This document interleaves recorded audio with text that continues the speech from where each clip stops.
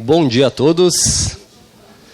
É com imensa alegria estar aqui com vocês. Talvez hoje eu devesse estar com a minha camiseta da UniOeste também, porque eu vi que tem bastante gente da UniOeste, camiseta da preguiça, mas ela já não se faz presente.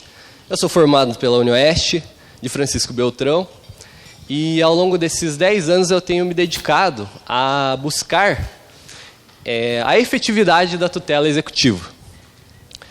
E nessa trajetória, eu não poderia deixar de agradecer à professora Silvia, que fez parte disso também na minha pós-graduação de processo civil, assim como faz e fez na vida de tantos aqui, e que organizou esse evento aí para nós. Obrigado mesmo, Silvia. Obrigado pelo convite, é uma honra estar aqui com vocês. Eu vou tentar ser o mais objetivo possível, pessoal, para que nós possamos trazer algumas ferramentas para que consigamos atingir uma efetividade da tutela executiva. Existe um dado do Conselho Nacional de Justiça, no relatório Justiça em Números, que estima que nós temos cerca de 90 milhões de processos de execução ativos no Brasil. Isso representa 56% de todas as ações que tramitam no Poder Judiciário. 56%. A execução é o maior gargalo do Judiciário. E faz muitos anos que ela é esse gargalo. Isso faz com que haja uma sobrecarga, sobretudo para os juízes de primeiro grau, que são os principais responsáveis, que são a linha de frente, e destacando que esse número de 86 milhões de execuções, eles envolvem todas as esferas, tá bem? E eu costumo utilizar uma frase que é a seguinte, que tudo, na verdade, um dia vira execução. Quase tudo, digamos assim. Ou seja, esses 56% são um pouco da prova disso. Tá? E pensando nisso, há alguns anos atuando na área, como eu acabava recebendo muitas perguntas de amigos advogados, estagiários, profissionais que eu atuei, eu criei um portal que eu compartilho textos sobre ferramentas da execução. O nome não poderia ser mais sugestivo, eu chamei ele de Penhorei. Para quem não sabe, a penhora é o ato de constrição patrimonial. Né? Vocês, acredito que quem ainda não teve processo civil, em breve vai perceber isso, tá bem? E toda penhora, todo o atingimento de bem, passa pela utilização de uma certa ferramenta. Então eu desenvolvi essa plataforma, deixei aqui os meus contatos também, para quem eventualmente quiser tirar alguma dúvida, quiser saber mais, conhecer um pouquinho também do site. Todos os dias, dentro do possível, eu tento trazer algum texto, alguma coisa relacionada a alguma ferramenta, para que o advogado tenha condições de concretizar o direito. Porque de nada adianta eu ser muito bom no direito material, se na hora do processo civil, da concretização daquilo que eu almejava, eu não consigo entregar para o meu cliente, tá bem? E aí, pessoal, quando eu estava pensando na escolha desse tema, eu parti do pressuposto de que é muito desafiador recuperar crédito, sobretudo na Justiça Estadual. Quem atua na Justiça Estadual com recuperação de crédito consegue atuar em qualquer justiça. A Justiça do Trabalho, então, quando os colegas me procuram para atuar na esfera executiva trabalhista, eu acho uma benção, porque é muito mais fluido. Os juízes são muito mais agressivos nas constrições patrimoniais. Eu não preciso ficar dando tantas voltas para demonstrar algo para o judiciário. Então, por isso que eu vou partir do pressuposto que vocês estão advogando na esfera civil. Porque quem atua no civil vai saber atuar nas demais áreas. Porque as mesmas ferramentas que eu utilizo para recuperar um crédito civil, uma cédula de crédito bancário, um cheque, uma nota promissória, um contrato, eu utilizo para recuperar o crédito trabalhista, o crédito tributário e assim sucessivamente, tá bem? O artigo 50 do Código Civil é um dos poucos artigos que fala sobre a possibilidade de você utilizar-se de meios que visam a atingir o patrimônio de terceiros que não integravam uma eventual ação. Vamos utilizar aqui os chamados laranjas, ou testa de ferro, como preferirem. E esse artigo ele fala assim, que em caso de abuso de personalidade jurídica, caracterizado pelo desvio de finalidade ou pela confusão patrimonial, pode o juiz, a requerimento da parte ou do Ministério Público, quando lhe couber intervir no processo, desconsiderá-la para que os efeitos de certas e determinadas relações de obrigações sejam estendidos aos bens particulares de administradores ou sócios da pessoa jurídica beneficiados direta ou indiretamente pelo abuso. Este artigo foi inserido na legislação justamente com o objetivo de combater o desvio de finalidade e a confusão patrimonial. Então, no português mais simples, existem muitas pessoas que constituem pessoas jurídicas, fazem negócios com essa pessoa jurídica, às vezes entram em situações de inadimplência e passam a constituir um outro CNPJ ou atuar somente com contas bancárias relacionadas à pessoa física. Então, isso acaba acontecendo um verdadeiro desvio de finalidade e uma confusão patrimonial. Por quê? Porque quando eu entro com uma ação judicial cobrando uma dívida, eu entro, executando uma dívida, eu entro em face de um CNPJ específico ou de uma pessoa física específica.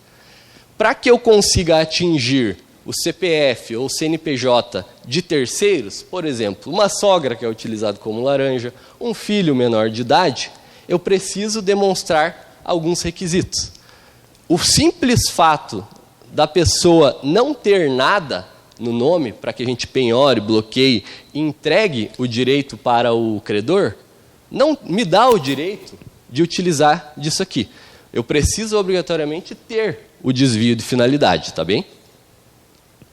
Por desvio de finalidade, o parágrafo 1º ainda fala sobre a finalidade ilícita, uso da empresa para fraudar credores e prática de atos ilegais com o CNPJ. Primeiro ponto aqui, nem toda empresa fica devendo, ou nem toda pessoa física fica devendo porque é caloteira. Às vezes, simplesmente, o negócio deu errado, correto? Então, nós estamos falando aqui especificamente daquelas empresas que vão se constituindo, ou pessoas físicas que vão sempre se escondendo atrás de outras pessoas, porque o CPF dela ou o CNPJ dela já está sujo, no português claro. E aí ela começa a se utilizar de terceiros para uma atividade. Existem pessoas que utilizam isso de forma muito ostensiva, que quebram intencionalmente empresas logo após levantarem um determinado recurso, justamente porque sabem dos desafios que é você recuperar esse crédito. Então, nós precisamos obrigatoriamente ter esses requisitos.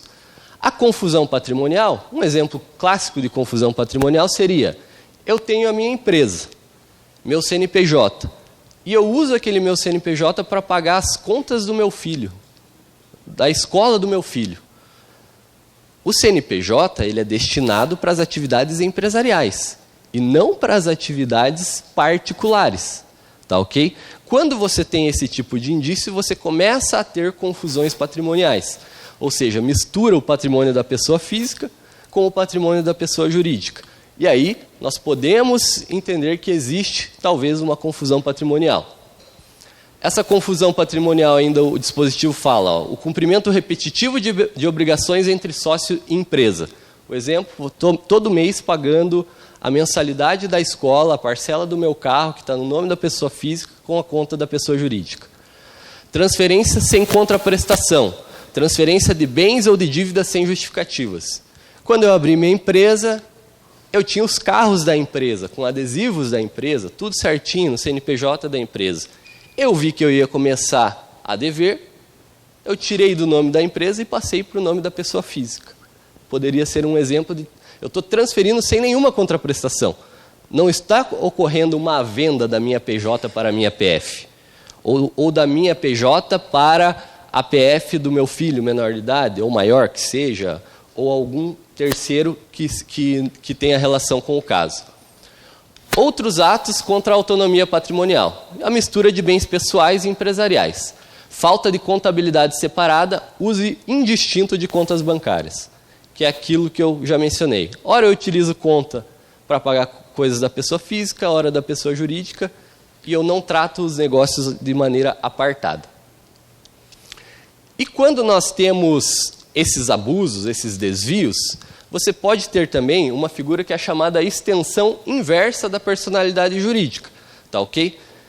Na personalidade jurídica, na desconsideração tradicional da personalidade jurídica, eu viso atingir um patrimônio de uma empresa específica. Por exemplo, o devedor tinha a empresa X, constituiu a Y, com a mesma finalidade, no mesmo local, mesmo endereço. Eu vou entrar com um pedido de desconsideração, mas talvez só em face daquela outra pessoa jurídica. Mas pode ser que ele esteja ocultando as coisas no nome da pessoa física. Aí eu tenho a figura também da inversa da desconsideração da personalidade jurídica, que é eu quero atingir os bens da pessoa física. Lembrando que a pessoa jurídica é uma ficção jurídica, digamos assim. Ela tem o objetivo de dar uma autonomia. E a depender do regime que essa empresa é enquadrada, você tem o quê? As responsabilidades limitadas ao patrimônio da empresa. Justamente para quê? Para que você preserve o patrimônio da pessoa física, que não haja essa mistura. Então, necessariamente, como eu mencionei, o fato do meu negócio ir mal e quebrar não significa que a minha pessoa física deva ser responsabilizada se eu seguir tudo certinho. Eu segui o script, mas por situações da vida, do mercado, enfim, nós tivemos uma pandemia alguns anos atrás. Quantas empresas quebraram? Não porque eram empresas não saudáveis. Elas ficaram simplesmente impedidas de trabalhar. E aí, você vai responsabilizar o patrimônio da pessoa física também? Percebem? Então, são situações bem pontuais. Desvio de finalidade, como trouxe aqui na letra do artigo, tá bem? E confusão patrimonial. Obrigado, Silvio.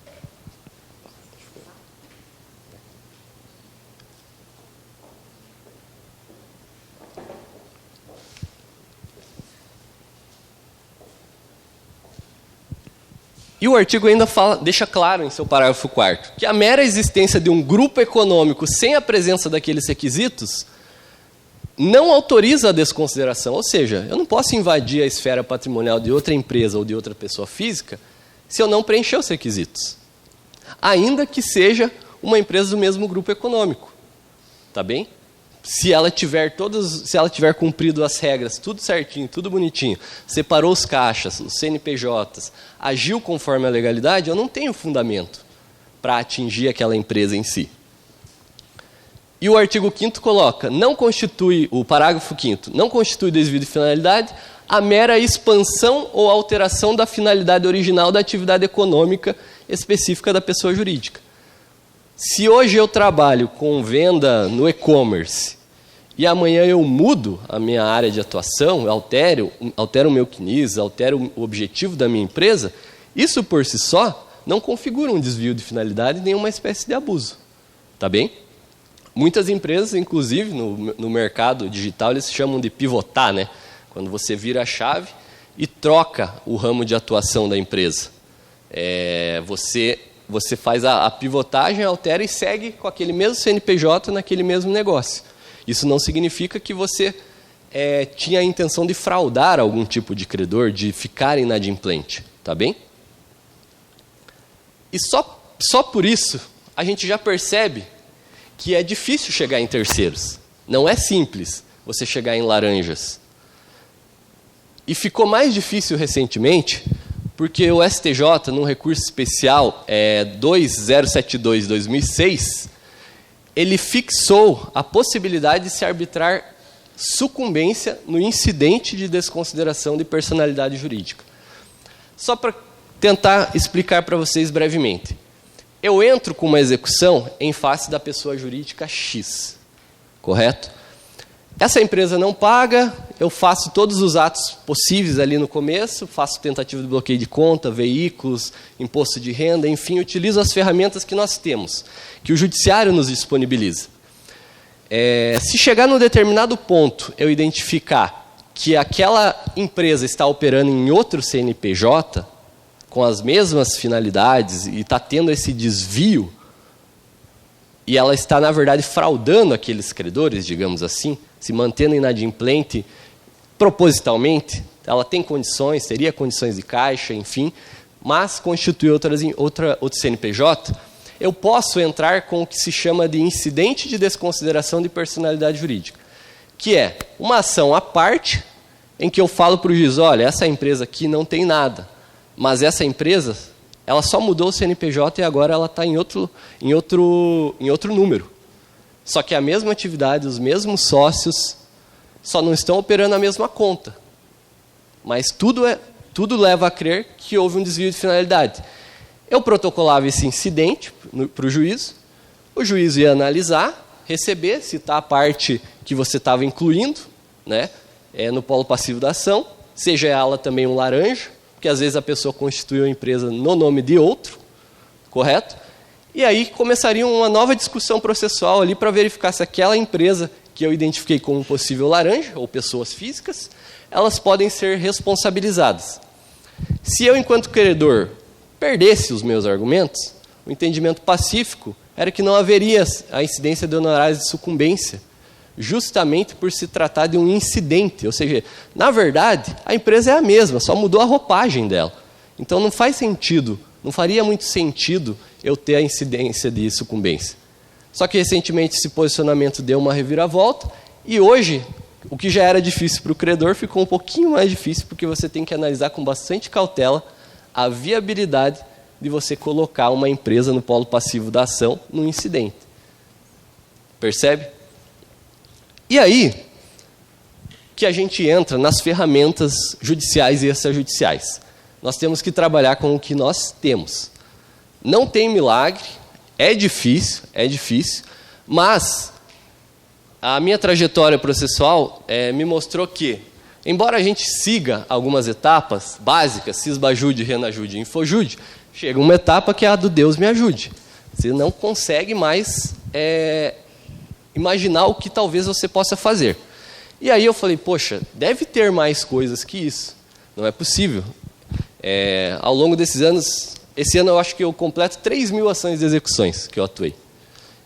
Então foram 3.000 sims ou nãos, muitos advogados distintos, com pedidos distintos, e isso me trouxe alguma experiência para construir uma espécie de trilha. Por quê? Porque eu já levei muito indeferimento de pedidos que eu falava, mas se eu não tiver isso, eu não tenho como descobrir aquilo. Eu preciso do judiciário. Se o judiciário não colaborar, eu não tenho como descobrir. Porque tem dados que são sensíveis, tem dados que são sigilosos. E aí eu comecei a perceber que se você segue uma determinada trilha, às vezes você tem que dar uma voltinha.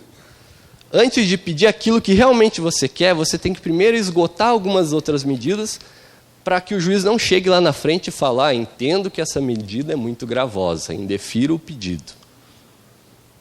Quando você já esgotou várias medidas, o juiz fica um pouco sem caminho, sem alternativa.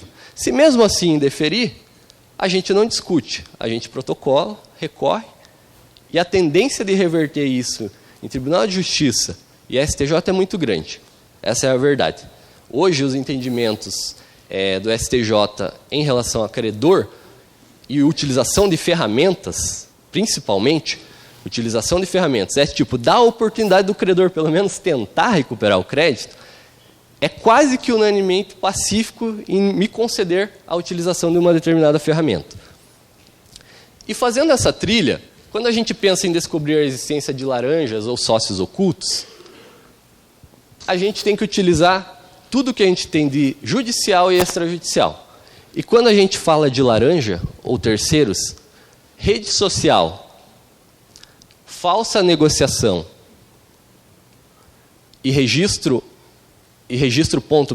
que é o órgão destinado a registro de sites, são ferramentas simples e que te auxiliam na identificação de laranjas. Vou tentar exemplificar para vocês aqui na prática. Através de redes sociais, por exemplo, as pessoas muitas vezes ostentam, divulgam viagens e divulgam seus padrões de vida, ainda que aparente. Ninguém sabe o boleto que o outro tem por trás daquela selfie. Correto? Então nós vamos partir dos pressupostos que todo mundo é rico. Ou que todo mundo está muito bem financeiramente, para levar isso para o judiciário.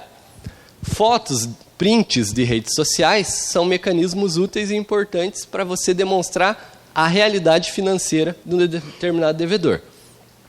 Mas aqui, pessoal, você vai fazendo um trabalho extrajudicial. Você não está protocolando nada no processo ainda, você está reunindo as informações. E, enquanto isso, você pode seguir com os atos básicos ou outros atos, tá bem?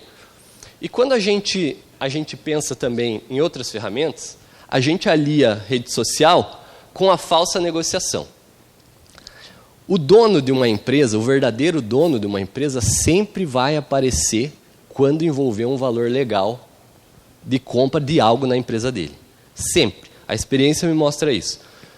A empresa é uma empresa que vende pneu, estava devendo para o seu cliente e você não consegue achar nada, tem um WhatsApp fake, entra em contato com a empresa, manifestando interesse, cria uma história bem bolada, em comprar 100 mil reais de pneu. Não vai vir o vendedor dele te atender. Vai vir o próprio dono da empresa. E aí você começa. Hoje as pessoas fazem tudo pelo WhatsApp, respondem tudo pelo WhatsApp. Quem aqui prefere resposta em mensagem do que ligação? É muito fácil você criar prova documental. É muito fácil. Então, quando você utiliza falsas negociações, você tem que ser a pessoa mais interessada no mundo. E vai criando aquilo. Se necessário for, você reduz tudo isso. Tá? Outro detalhe. Site ou Facebook, ou enfim, sites da empresa. Dentro do registro.br, existe uma opção dentro das ferramentas que você consegue visualizar quem é o responsável pelo site. E, geralmente, quem cria o site coloca como responsável o verdadeiro dono, a pessoa que o contratou. E essa é uma informação pública. Se você digitar www.penhorei.com, que é o meu site, e dentro do registro, você vai identificar. Quem registrou esse site está em nome de Marcos. E eu já cansei de trazer provas nesse sentido de uma empresa X, que quem está no quadro do CNPJ é o João, daí você vai olhar lá, que é o laranja, aí você vai olhar lá no site, no registro.br, o responsável pela empresa está o Pedro, que é, na verdade, o verdadeiro sócio, ou o sócio oculto. E você consegue isso através de uma prova simples e gratuita, que é o registro.br.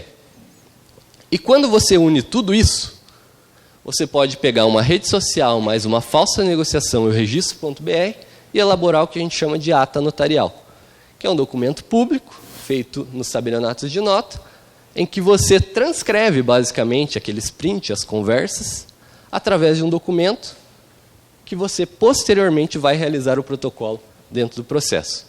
Tá bem? Isso seria uma das formas para te auxiliar na investigação extrajudicial. Então, enquanto o processo está correndo, você tem mecanismos que você pode ir adotando. Temos também sistemas extrajudiciais. Esse sistema é o Assertiva. É um sistema muito interessante para localizar telefones, dados e pessoas vinculadas. Então, ele localiza... o meu endereço mesmo no Assertiva está correto. Está atualizado, meu telefone está correto. Como eles obtêm esses endereços, aí eu já não sei, pessoal. Né? Aí eu já não sei, eu, enquanto advogado, eu só quero utilizar os benefícios do sistema.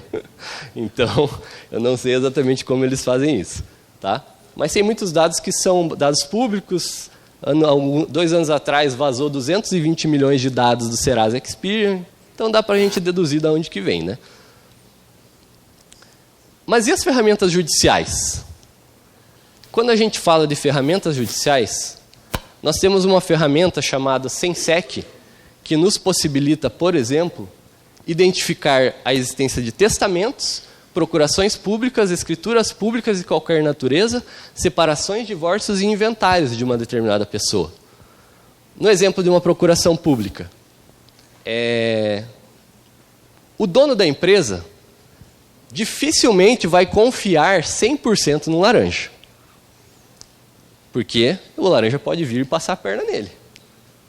Então, ele provavelmente vai ter uma escritura pública feita no tabelionato de notas, em que o laranja, que é o dono da empresa, dá poderes para ele gerenciar a própria empresa. e você consegue obter isso através das procurações públicas, por exemplo. As procurações públicas, a consulta é gratuita. Você consegue entrar dentro do site do SENSEC, tem um módulo específico de procurações, você digita o CPF ou CNPJ e localiza. As demais, testamentos, escrituras públicas, separações, divórcios e inventários extrajudiciais, você precisa do judiciário. Eu não tenho tido problema em Toledo para deferimento do SENSEC. Tá bem?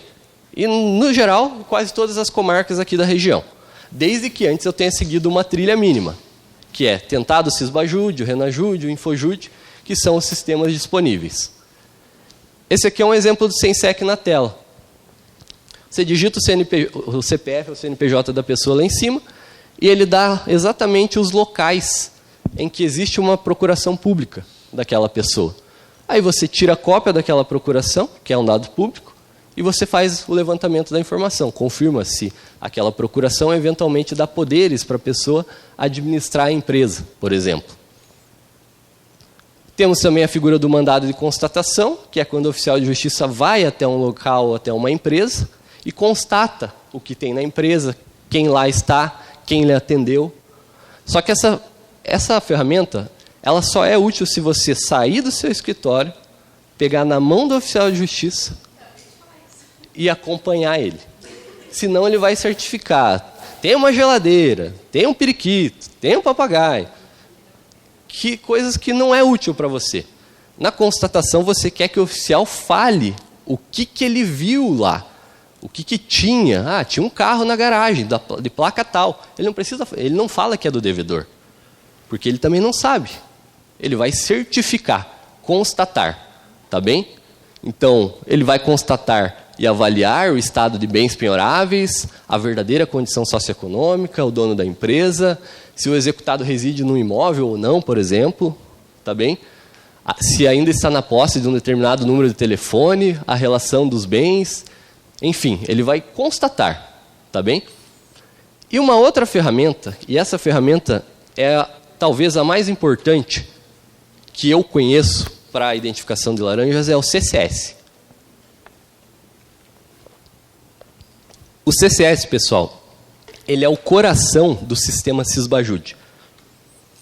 É através do CCS que o Banco Central sabe da nossa vida financeira. Tudo que a gente tem em termos de conta bancária, tudo que é atrelado ao Pix, cai na base de dados do CCS. Tá bem? E o que é exatamente o CCS? Ele é um cadastro de clientes do Sistema Financeiro Nacional. Você abriu a conta no Nubank, seus dados estão lá no CCS. Você abriu uma conta no PicPay, está lá no CCS. Tudo o que é relacionado à sua vida financeira está atrelado ao CCS. E é do CCS que o Sisbajude se alimenta. O CCS, ele aumenta à medida que o Sisbajude aumenta, perdão, à medida que o CCS aumenta. O alcance do Sisbajude melhora se o CCS melhora. Através do CCS, você identifica se uma pessoa física ou jurídica possui vínculos ou relacionamentos com outro CPF ou CNPJ. Se você quer você quer abrir uma conta no nome do seu filho, menor de idade, por exemplo, e você vai atuar como procurador. Obrigatoriamente, essa procuração é uma procuração particular, que fica dentro da própria instituição financeira. E as instituições são obrigadas a remeter essa procuração para a base de dados do CCS. Então, se o cara tiver uma conta no nome da sogra, do filho, de terceiros, mas ele tem uma procuração para movimentar, você vai encontrar. E aí, basta você fazer um cruzamento de dados e informações. Por que o Pedro tem procuração para movimentar a conta da sogra dele? E, coincidentemente, a sogra está no contrato social da PJ. Então, é só você ir unindo os pontos que você vai chegar na identificação do laranja, tá bem? E o Sisbajude, pessoal, sendo alimentado pelo CCS, ele tem todas essas funções. Com o Sisbajude você consegue fazer tudo isso. Ele não é só bloqueio de contas bancárias. Você consegue obter muitos dados. E uma das coisas mais importantes que o Sisbajude tem é isso aqui, ó, afastamento de sigilo bancário. Através do afastamento de sigilo bancário, você recebe tudo isso aqui dentro do processo. De contrato de câmbio a extratos de movimentação bancária de toda a vida da pessoa. Dá umas 200, 300 páginas. E qual que é a relevância disso? Quando você tem acesso a essa informação e você obtém o módulo de afastamento de sigilo bancário, você consegue, por exemplo, ter acesso a um dado estruturado para análise detalhada e você consegue identificar de onde o dinheiro vem e para onde ele vai. O que está sendo pago, o que não está sendo pago. Para que o dinheiro está sendo utilizado. E aí você começa a unir os pontos para identificar quem são os eventuais laranjas. O CCS já me ajudou a identificar laranjas que utilizavam a conta da pessoa física para pagar coisas particulares. Já me ajudou a localizar recebimentos constantes que a pessoa tem, porque vem também, inclusive, informações de máquinas de cartão de crédito. Vem também os dados do cartão de crédito da pessoa em si. Eu começo a identificar quanto ela gasta de cartão. Ela conseguiu justiça gratuita, pediu justiça gratuita, mas gasta 15 mil reais de cartão. São exemplos. E imagine você utilizando isso em qualquer processo que você precise, de alguma forma, provar algo. Trouxe o exemplo aqui da justiça da vara de família. Quantas vezes há dificuldade para provar que um determinado pai realmente tem uma renda alta? Se você utiliza o CCS, dentro do processo, você quebra o sigilo bancário, traz todas essas documentações para o processo e você verifica o real padrão de vida do devedor. É por isso que eu falo, Sysbajude não é tudo igual. E toda ferramenta funciona bem parecido com jogar videogame. Quando você vai jogar videogame, se você pega o controle e só vai avançar, avançar, avançar, você vai jogar no player 1 contra a máquina, digamos assim. E é assim que funcionam as ferramentas. Toda ferramenta tem um padrão. Se eu peço, requer o bloqueio de contas bancárias pela ordem Sysbajude, teimosinha, por 30 dias. É só aquilo que o sistema vai me entregar. Agora, se eu especifico que, além daquilo, eu quero X, Y, Z, é o juiz que tem que ir lá dentro do sistema, apertar os botões corretos e falar, olha, além disso, tem que trazer isso. Tá bem? E isso serve para todas as ferramentas. Da busca de veículos ao CCS, tudo tem um padrão, que é o que? Se você pedir de qualquer jeito, é o padrão do sistema que vai. Se você especificar como você quer, nós podemos entrar nos sistemas, alterar o padrão e trazer o que você quer. E é por isso que eu falo que a maneira como você pede influencia no alcance da ferramenta. E cada ferramenta importa, porque a execução, no fundo, é sobre quem incomoda mais. Eu não recebi 25 milhões em crédito só utilizando técnicas convencionais. Eu recebi algumas coisas pedindo penhora de ar-condicionado num lugar. Porque tinha 4 ar-condicionados de estabelecimento. Eu falei, bom, vamos constranger então. 2 dias depois o acordo estava no processo. Então tem medidas que elas só têm efeito de constrangimento. E a execução tem muito disso. Então quem incomoda mais, no final das contas, é quem vai receber primeiro. Espero ter brevemente, nesses poucos minutos, ter agregado para vocês e fico à disposição para todos que quiserem saber mais, quiserem conversar, tiverem temas, ou quem atua na área e tiver alguma ideia mirabolante. Por eu atuar para as instituições financeiras, elas compram as nossas ideias e a gente tem mais facilidade para colocar em prática. Então, volta e meia, algum colega meu liga e fala, já tentou isso? Falei, não, mas é uma boa ideia, vamos tentar. Depois eu passo o resultado para ele, daí você tenta no seu processo. Tá bem? Obrigado a presença de todos.